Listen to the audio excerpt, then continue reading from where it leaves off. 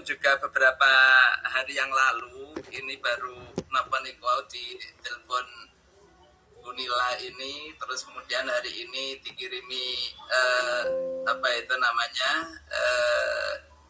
PPT dan kerangka risetnya ya. Saya menangkap bahwa ada sesuatu kayaknya memang yang harus kita lihat, bagaimana kondisi-kondisi pengelolaan pesantren di beberapa negara begitu. Namun sebetulnya pesantren yang asli ya di Indonesia ini mestinya itu. Namun masalahnya kan di Indonesia ini kondisinya hari ini lagi tidak baik-baik saja begitu kan. Nah, oleh karena itu nanti apakah saya juga meraba-raba kira-kira arah dari sini nanti itu goalnya kemana? Iyakah kita akan menawar ini terus kemudian itu menjadikan sebuah kerangka yang itu bisa diterapkan di beberapa pesantren, atau memang kita mencoba untuk menelisik dulu di beberapa tempat kira-kira yang ideal itu seperti apa. Nah, sedikit tadi disinggung kaitan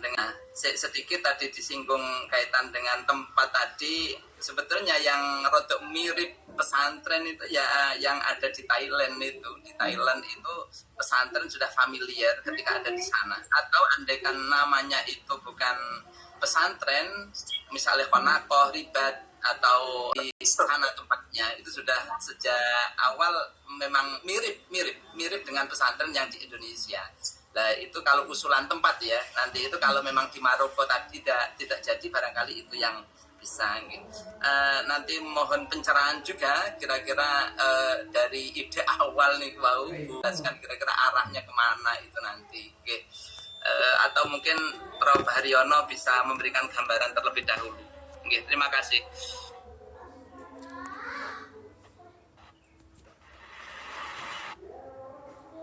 Mungkin tidak jarang kemudian pesantren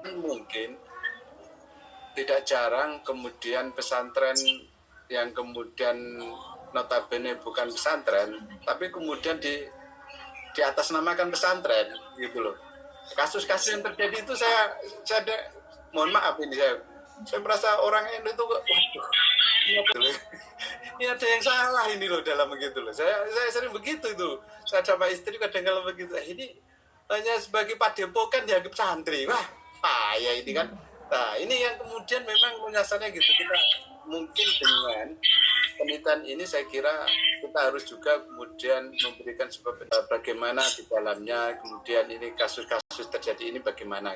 Ini yang kemudian kita lain misi yang kemudian memang kita dalam aspek perlindungan dan lainnya, tentu kita perlu memberi sebuah pemahaman. Kadang-kala orang awam itu tidak tahu tentang ini, pertama. Yang kemudian yang kedua, memang kemudian kita kalau sebenarnya negara banyak yang kemudian kita tadi sudah disinggung di awal-awal oleh Mbak Nila, mungkin kita bisa mengambil tidak hanya negara yang kemudian notabene yang berbasis Islam atau ada Australia juga menarik itu, karena Australia itu Islam atau ada Australia juga menarik itu, karena Australia itu dalam satu sisi itu baik terhadap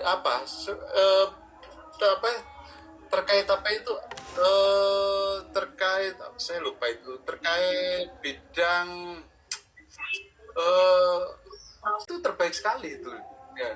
Jadi Pak Islamic School terus dan tentang penanganan trauma itu trauma care itu bagus itu. Nah, ini kan bisa kemudian kita jadikan sebagai tempat untuk kemudian belajar bagaimana nanti yang kemudian saya sampaikan dari ini penelitian kita tidak sebatas hanya kemudian ini, tapi kemudian nanti bisa impact ke depannya, masukan-masukan kebijakannya ini yang lebih penting saya. Tidak hanya kemudian secari kertas yang kemudian hasil penelitian itu, tapi bagaimana penelitian ini sekali lagi menjadi sebuah kebijakan untuk kebijakan pemangku yang saya kira begitu. Terima kasih. Oke, baik Prof, terima kasih atas masukannya, karena memang kita berangkatnya itu kan dari permasalahan-permasalahan yang sifatnya itu problem-problem macam pelecehan, bullying, agresivitas yang itu sangat berdampak sekali terhadap para santri seperti itu, terutama dalam jangka panjang. Nah ini sebenarnya saya kemarin juga diskusi dengan Mbak Intan terkait dengan tempat yang lain yang itu tadi yang direkomendasikan, salah satunya adalah di Australia. Kalau di Australia kemungkinan kita memang di sana trauma centernya itu luar biasa sekali. Ini salah satu teman saya ini memang ambil riset tentang trauma di sana, dan memang bagus sekali Prof untuk penanganan trauma di sana. Ini bisa kita jadikan list juga untuk menjadi negara-negara perbandingan terkait dengan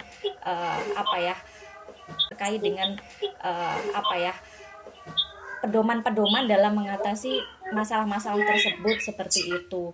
Nah, ini Prof yang terkait dengan pertanyaan-pertanyaan penelitian itu saya tadi sempat memetakan sedikit. Nah, jadi yang akan kita memang akan memetakan kondisi pesantren saat ini, Prof.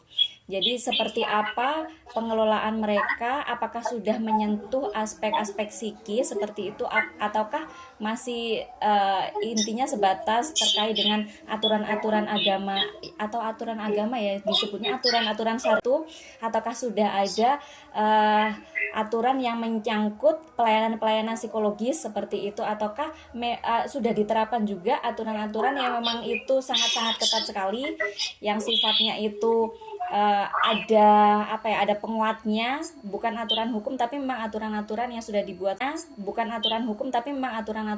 dibuat sendiri seperti itu. Nah, untuk mengawali ini Prof, nanti saya minta bantuan untuk menyebarkan angket semacam need assessment seperti itu Prof untuk para pengelola. Jadi mohon izin nanti akan saya share instrumen untuk menganalisis kebutuhan di awal, ngoten nggih. Nah, saya sebentar. Oke, Mbak Nila. Sebentar, Bro. Oke.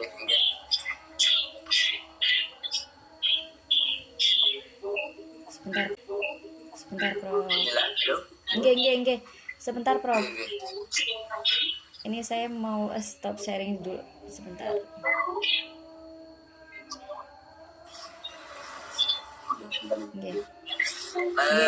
Nggih.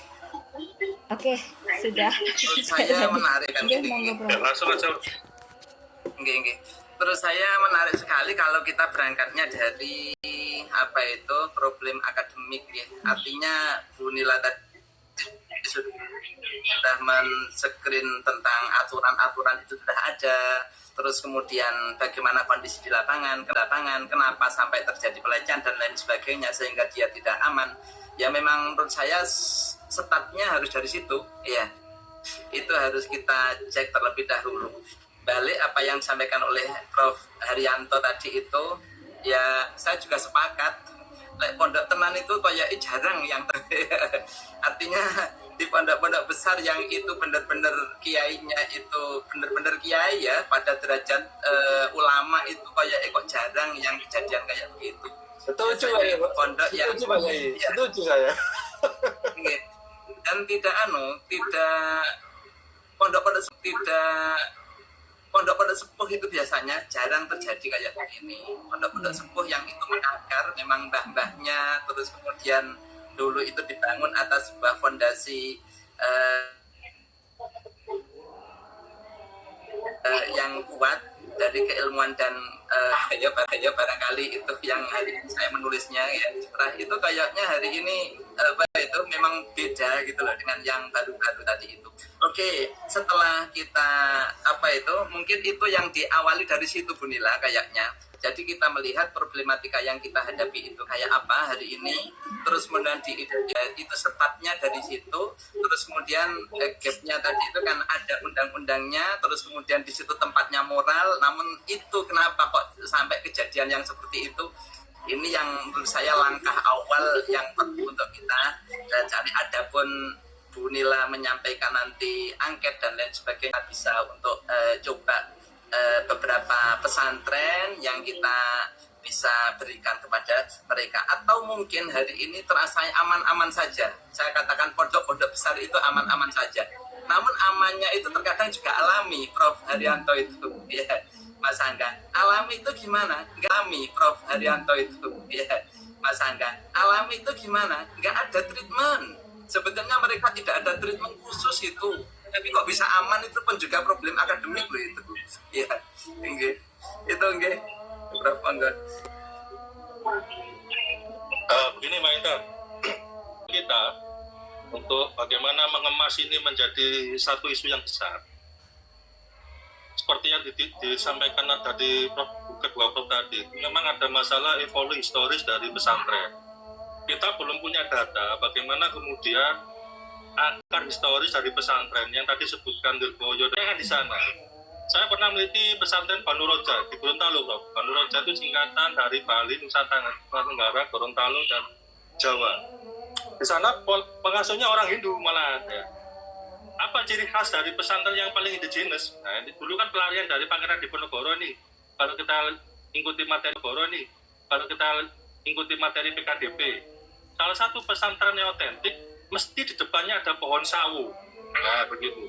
Itu ciri khas dari pondok pesantren yang otentik di tanah Jawa yang kemudian dibawa ke Gorontalo. Loh, apa? Nah, filosofinya di Tebuiru selalu ada pohon sawo. Itu diikuti waktu itu filosofinya adalah buahnya manis, daunnya lebat. Jadi pesantren harus bisa memberikan kenyamanan, karena lebat itu kan mengayomi dan memberikan pelayanan yang manis kepada masyarakat. Lah, filosofi ini harus kemudian dikenalkan sebagai kategorisasi pesantren di Indonesia. Jadi nanti kalau bisa ketika mengawali diskusi pesantren di introduction atau latar belakang, kita buat tipologi pesantren di Indonesia dari segi historis. Misalnya kita tempatkan Pondok Lirboyo sebagai awal itu sebagai pesantren induk di Indonesia, misalnya begitu. Dan bahkan mereka juga bisa melakukan pesantren-pesantren yang lain. Ini akan berbeda dengan kondisi pesantren di Turki. Ya. Mohon maaf ini cerita dari Gopar ini ya. Orang-orang Fethullah Gülen itu kan pelarian dari ini yang dikejar-kejar Erdogan itu kan. Kan ajaran Fethullah Gülen, mereka mendirikan Madrasah Sulaimania dan Imam Hatib, sangat terkenal itu. Itu menyamarkan dari tapi bentuknya mirip-mirip pesantren dengan kita, apa asrama dan sebagainya. Nah ini kan menarik bahwa kondisi pesantren di berbagai negara itu alasan kemunculannya kan berbeda-beda. Satu karena pelarian politik, dua karena tadi itu pribumisasi Islam di tanah Jawa misalnya, kalau kita buat terminologi Gus Dur, atau di Jepang misalnya. Meskipun nggak saklek menyebutkan pesantren, tapi kita perlu redefinisi ulang. Apakah konsepsi pesantren yang dibawa sejak awal oleh Lirboyo dan sebagainya itu kemudian mengalami reduksionisme sejarah atau tidak? Ketika mengalami reduksionisme sejarah, perlu ada reartikulasi dan sebagainya. Nah, itu kita buat fase-fase seperti itu sehingga kemudian dualisasi, sehingga kemudian reviewer itu menjadi, loh ini positioningnya jelas. Kajian-kajian pesantren yang ditawarkan kelompok ini tidak ada di kelompok yang lain mungkin menarasikan ulang ya, problem ulang. Tapi kita kemudian mengusulkan pendekatan yang lebih heuristik gitu kan, lebih tidak hanya persoalan pesantren, pendekatan yang lebih heuristik gitu kan, lebih tidak hanya persoalan pesantren itu tidak hanya persoalan tentang cerita-cerita kekerasan seksual, itu kan hanya dramatisasi misalnya gitu. Ada pembelokan yang kemudian upaya untuk melemahkan posisi pesantren misalnya. Ada pihak-pihak yang ada persaingan dengan Wahabi itu kan. Sekarang kan pertempurannya Wahabilah atau tenggelam itu kan digantikan dengan kemudian ini tadi narasi tentang kesetaraan gitu kan. Nah mungkin nanti coba Mbak Nila ya, nanti membuat tipologi yang nanti bisa diverifikasi sama Prof Haryanto sama Prof Anies, sehingga kemudian ini novelty-nya menjadi kelihatan. Ya, adapun isu kekerasan itu menjadi isu yang, jadi dalam penelitian itu kan ada 3 lapis bangunan itu kan. Yang lapis makro terkait dengan regulasi, yang lapis meso terkait dengan organisasi pesantren, dan lapis mikro adalah teori agensi pesantren kiai dan sebagainya, kiai dan santri dan sebagainya. Nah, menurut saya nanti sebagai pengantar atau tipologi novelty-nya itu dimunculkan uh, akar historis di Charles Darwin, The Origin of Species gitu kan. Sehingga kemudian kita mainnya main tabel, jangan main narasi. Nanti kalau narasi itu karena kecenderungan tua-tua malas baca gitu kan. Mungkin saya sarankan begitu ini untuk menarik perhatian dari reviewer. Seperti itu, Prof.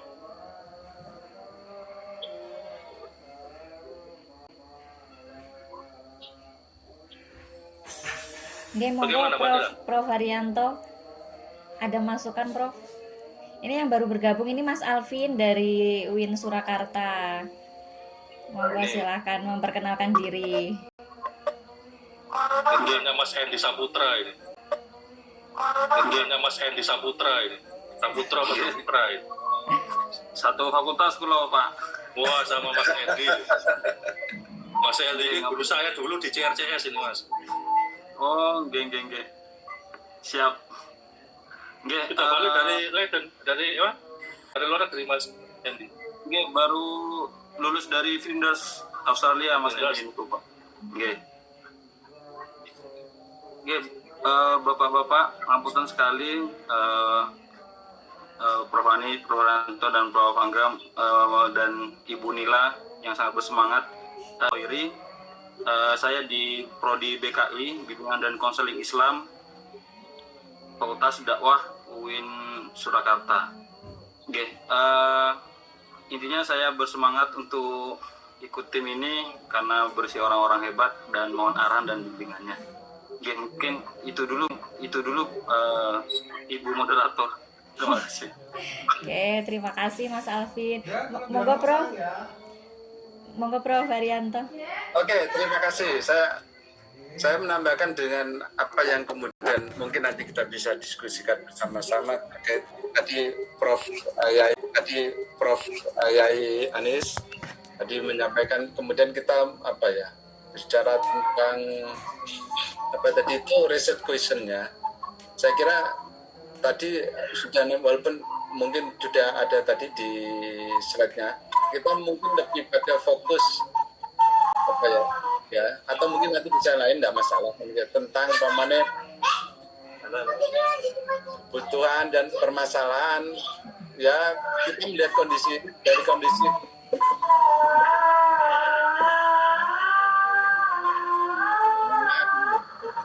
Santai, Prof. Sama, Prof. Ini saya 4 orang di rumah malah bocil saya. disuruh diam.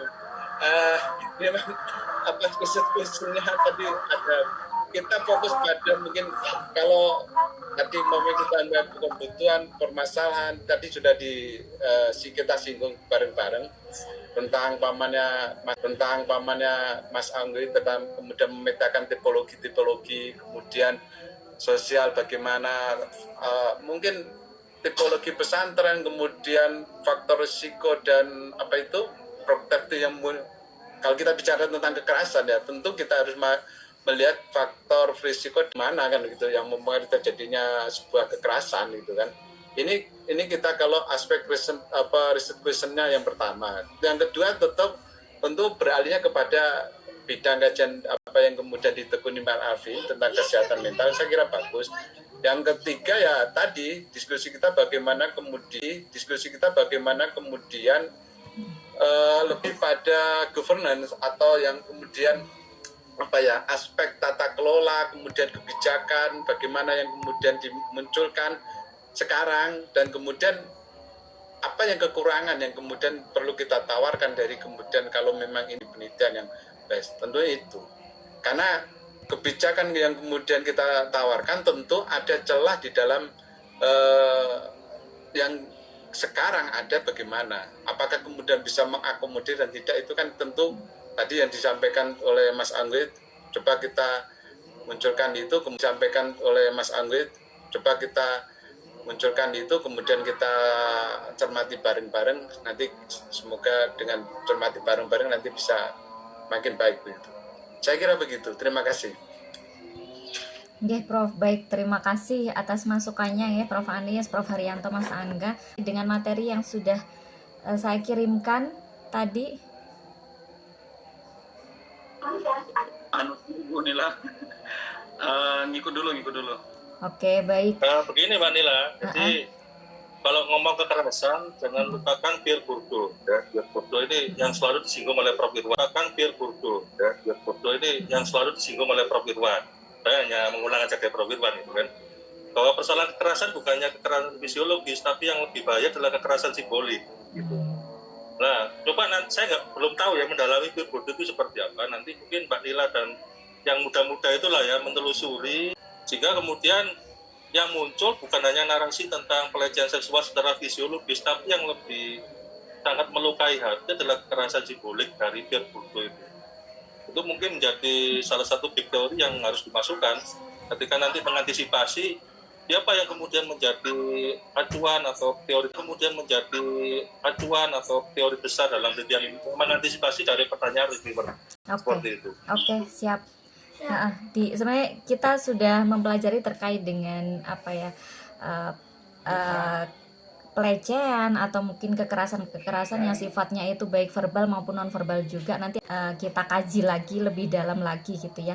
Jadi beberapa catatan yang sudah saya dapatkan tadi terkait dengan latar belakang mungkin dimasukkan tipologi pesantren tadi ya Mas Angga, terus kemudian mengkaji jenis-jenis pelecehannya itu seperti apa, yang nampak maupun yang tidak tampak secara simbolis tadi, baik yang verbal maupun yang non verbal. Itu nanti akan kita kaji semuanya terkait research question. Nanti juga akan kita kaji lagi. Yang pertama terutama memetakan dulu seperti apa kondisi pesantren saat ini, terutama terkait dengan tata kelolanya dan sebagainya seperti itu. Ini nampaknya sudah waktunya sholat maghrib nggih Prof. Nggih. Boleh kita cukupkan dulu untuk kali ini nggih Prof. Tapi nanti saya mohon izin,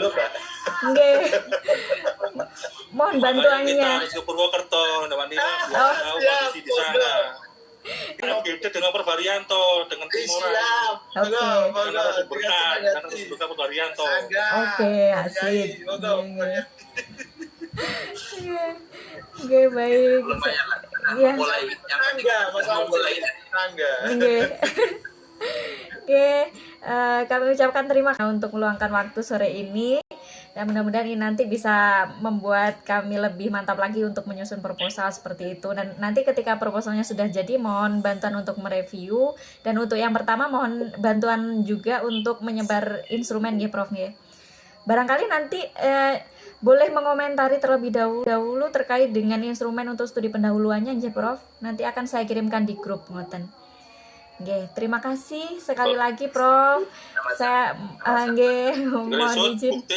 Oh iya.